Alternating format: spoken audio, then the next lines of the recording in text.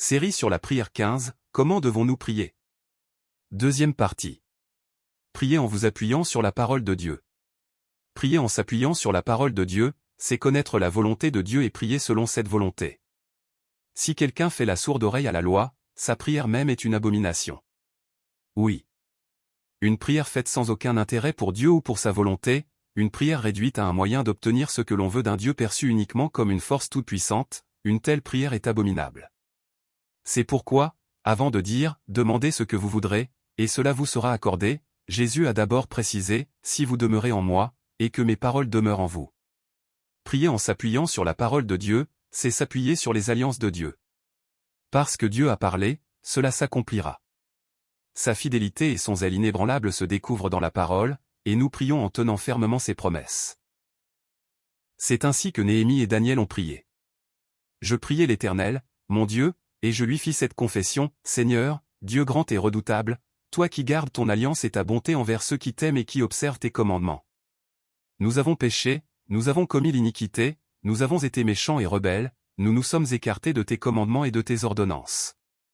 Nous n'avons pas écouté tes serviteurs, les prophètes, qui ont parlé en ton nom à nos rois, à nos chefs, à nos pères et à tout le peuple du pays.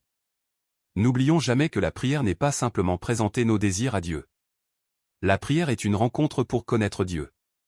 Plus nous connaissons Dieu et plus nous connaissons sa parole, plus notre prière change, et notre vie change aussi. Prier pour accepter la réponse de Dieu à la prière. Les enfants de Dieu peuvent prier. Même si le contenu semble enfantin ou immature, nous pouvons prier. Même si cela ne concerne que nos besoins quotidiens et non le royaume de Dieu, nous pouvons toujours prier. Même si notre prière ressemble parfois à un caprice, ce n'est pas grave. Car nous sommes le peuple de Dieu, les enfants d'un bon Père. Cependant, même dans de telles prières, il y a une chose essentielle à ne pas oublier, nous devons remettre entièrement à la souveraineté de Dieu le résultat et le processus de réponse à nos prières. Mais pour des pécheurs marqués par le péché originel et accoutumés à être leur propre maître, cela n'est pas facile. C'est pourquoi nous devons prier afin de pouvoir faire confiance à Dieu et lui remettre les réponses et les délais.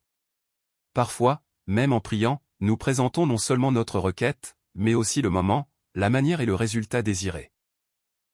Et lorsque ces choses ne se réalisent pas comme nous le voulons, nous essayons d'intensifier notre prière, jeûnant, veillant toute la nuit, voire grimpant au sommet d'une montagne pour supplier Dieu. Cela est insensé. La Bible n'enseigne pas que Dieu exauce en réponse à une telle insistance. La prière est un acte de foi, de relation, de soumission. La prière des enfants de Dieu doit être faite avec foi et reconnaissance. Cela signifie que nous remettons le contrôle de la prière à Dieu. Que ma prière soit exaucée ou non, je crois que Dieu agit selon sa souveraineté. Jésus lui-même, la nuit avant la croix, a prié au jardin de Gethsémanée, « Mon Père, s'il est possible, que cette coupe s'éloigne de moi. Toutefois, non pas comme je veux, mais comme tu veux. » Il savait pourquoi il était venu, pourtant il a prié ainsi.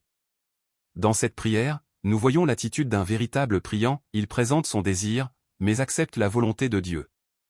Il en est de même pour nous.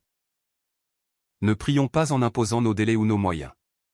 C'est pourquoi, depuis le début de cette série sur la prière, nous avons mis l'accent sur la relation entre le croyant et Dieu. Nous ne sommes pas les maîtres, mais les serviteurs. Nous ne sommes pas le Père, mais ses enfants. Nous ne sommes pas le roi, mais ses sujets. Ainsi, en tant que serviteurs, enfants et sujets, nous devons croire que la décision de Dieu en réponse à notre prière est la meilleure, même si elle ne correspond pas à notre volonté. C'est la foi qu'un véritable priant doit avoir. Nous voyons cette attitude chez l'apôtre Paul. Il a supplié le Seigneur 3 fois d'ôter les charres dans sa chair. Mais Dieu ne l'a pas exaucé. Au lieu de cela, Dieu lui a dit, « Ma grâce te suffit, car ma puissance s'accomplit dans la faiblesse. » Paul a accepté cette réponse avec joie. Il ne s'est pas plaint. Il n'a pas énuméré ses efforts pour Dieu. Il a juste reçu la décision de Dieu avec reconnaissance et s'est même réjoui. Car il était un enfant, un serviteur et un sujet de Dieu.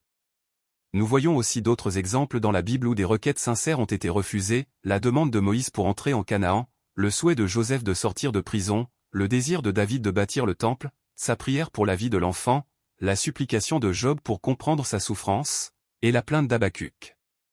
Tous ont finalement accepté la décision de Dieu comme bonne. Les enfants de Dieu ne doivent pas s'attendre à ce que tous leurs souhaits soient exaucés. Et ce n'est pas parce qu'une chose est arrivée que c'était la volonté de Dieu.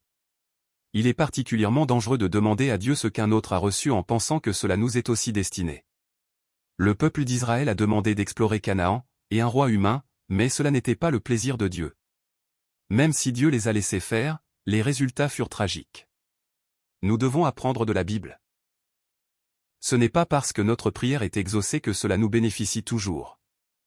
Ne faisons pas de Dieu un génie qui réagit à notre ferveur ou un juge inconstant. Si Dieu était ainsi, il ne serait pas Dieu. Priez au nom de Jésus-Christ. Jésus a dit clairement, « Je suis le chemin, la vérité et la vie. Nul ne vient au Père que par moi. » Et les apôtres ont déclaré, « Il n'y a de salut en aucun autre, car il n'y a sous le ciel aucun autre nom qui ait été donné parmi les hommes, par lequel nous devions être sauvés. » Nous devons nous souvenir que nous sommes devenus enfants de Dieu uniquement par la grâce rédemptrice de Jésus-Christ. Autrefois, nous étions par nature des enfants de colère, suivant le monde et le prince de l'air. Mais Dieu, riche en miséricorde, nous a rendus vivants avec Christ, nous a ressuscités avec lui et nous a fait asseoir avec lui dans les lieux célestes. Ainsi, toutes nos pratiques spirituelles doivent être centrées sur Jésus-Christ. Notre prière adressée à Dieu doit aussi être faite par Jésus-Christ. Parfois, des prières sont longues mais ne mentionnent pas le nom de Jésus ou se terminent par « au nom le plus noble et glorieux ». Cela n'est pas juste. Bien sûr, Dieu, qui regarde au cœur, comprend ces prières, mais notre prière doit être faite au nom de Jésus-Christ. Ce n'est pas une formule magique à ajouter à la fin. C'est une proclamation de foi, seul le nom de Jésus réconcilie Dieu et les pécheurs. Ainsi, la façon de prier repose sur une confiance totale en Jésus-Christ. Et cela suppose une relation profonde. C'est dans cette confiance et cette relation que naissent la foi et la reconnaissance. La série Comment devons-nous prier? Dans la collection série sur la prière se poursuivra avec le thème Quand devons-nous prier?